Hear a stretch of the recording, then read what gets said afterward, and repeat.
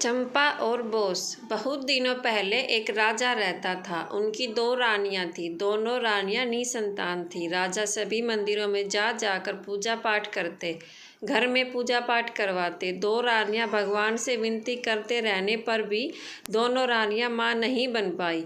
एक बार एक सन्यासी उस राज्य से गुजर रहे थे। राजा के दरबार में सभी लोग कहने लगे, वे सन्यासी बहुत ही महात्मा हैं, क्यों न उन्हें राज दरबार में बुलाकर इस समस्या को हल करने के लिए विनती की जाए। राजा ने कहा कि सन्यासी को आदर से महल में बुलाया जाए। वे महात्मा जब महल में पहुंचे, राजा ने दोनों रानियों को बुलाकर कहा, महात्मा का सत्कार बड़े आदर के साथ होना चाहिए। बड़ी रानी उसी वक्त तैयार हो गई और महात्मा को बड़े आदर के साथ खिलाने लगी। छोटी रानी महात्मा के फटे कपड़ों को देखकर उनकी सेवा करने से इनकार कर देते, क्योंकि उन्हें रूप और धन का बड़ा घमंड था। कुछ दिनों बाद महात्मा जाने के लिए तैयार हो गए। जाने से पहले बड़ी रानी को उन्होंने खूब आशीर्वाद दिया और कहा, बहुत जल्द ही इस महल में बच्चों की आवाज़ सुनाई देगी। बड़ी रानी तो बहुत खुश थी और कुछ ही दिनों के भीतर वह गर्भवती हो गई। यह खबर राजा के पास पहुंचते ही राजा बहुत खुश हुए।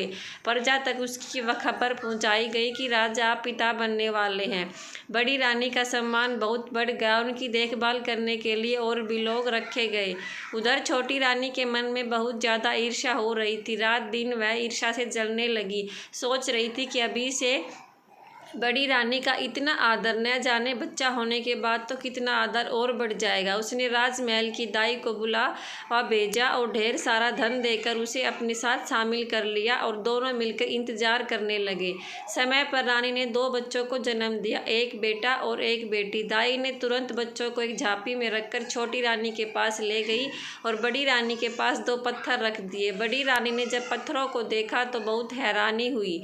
उधर राजा खुशी से झूमते हुए बड़ी रानी के पास पहुंचे और जब उन्होंने देखा कि बड़ी रानी दो पत्थरों को आश्चर्य से ताक रही थी, तो राजा वहीं रुक गए और पूछने लगे, तो दाई ने बताया कि दो पत्थरों को जन्म दिया है। राजा ने उसी वक्त बड़ी रानी को जेल में कैद कर दिया और ईंट के पत्थर को जन्म दिया है। गुस्सा हो गई। उधर छोटी रानी अपने दो चौकीदारों को बुलाकर झांपी दे दी और कहने लगी, इस झांपी में दो बच्चे हैं, दोनों को ले जाओ और मार डालो। दोनों चौकीदार झांपी लेकर जंगल में गए। झांपी खोलकर बच्चों को जब देखा, दोनों ने निश्चय किया कि बच्चों को वहीं छोड़ देंगे, भगवान बच्चों की रक्षा करेंगे। सोचकर वे झांपी को रखकर दोनों महल में आ गए। जब छोटी रानी ने पूछा तो उन्होंने कहा कि हाँ, काम हो गया। इधर बड़ी रानी दिन रात पूजा पाठ में लग गई। राजा ने बड़ी रानी को फिर से महल में रहने दिया। बड़ी रानी सुबह से शाम तक पूजा करती रहती। पूजा करने के लिए फूल लाने सिपाही को भेजती। एक दिन आसपास कोई फूल नहीं मिला। सिपाही जंगल से फूल लाने गया। जंगल में सिपाही ने देखा बड़े सुंदर चंपा फूल लगे हुए थे।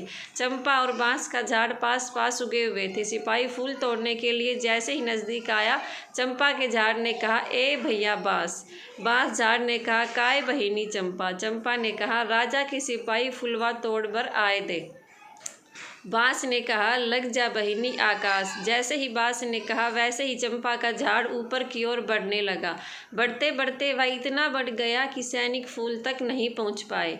सैनिक आश्चर्यचकित होकर ताकते ही रहे।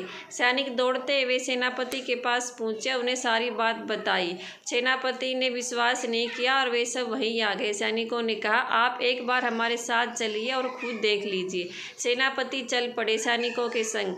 जैसे ही बांस के पास पहुंचे, चंपा ने कहा, ए भैया बांस। बोला, हाँ बहिनी। उन्होंने बताया कि चंपा का झाड़ बढ़ते बढ़ते ऊंचे तक पहुंच गया। दौड़ते हुए मंत्री के पास गए तो चंपा को ऊपर से दूर तक दिखाई दे रहा था। उसने दूर से ही देख लिया, मंत्री जी आ रहे। ए भैया बांस। बांस ने कहा, क्या हुआ बहन?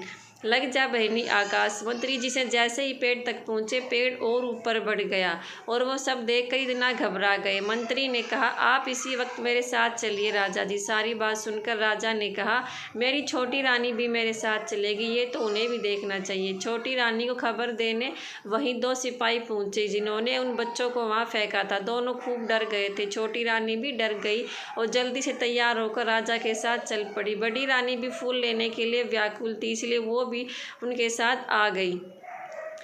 बड़ी रानी छोटी रानी के महल के पास से गुजर रही थी। उन्हें छोटी रानी दो सिपाहियों की बात सुनाई दी। राजा और छोटी रानी जब जाने लगे तो सवारी के पीछे पीछे बड़ी रानी भी पैदल चलने लगी।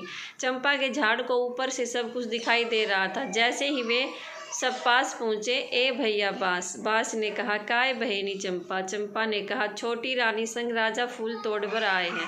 लग जा बहनी आकाश। चंपा का झाड़ और भी ऊंचा हो गया। राजा दोनों पेड़ों के पास पहुंचकर पूछने लगे, क्या बात है, तुम दोनों भाई बहन हो? कैसे चंपा और बास बन गए? उसी वक्त बड़ी रानी वहां पहुंची।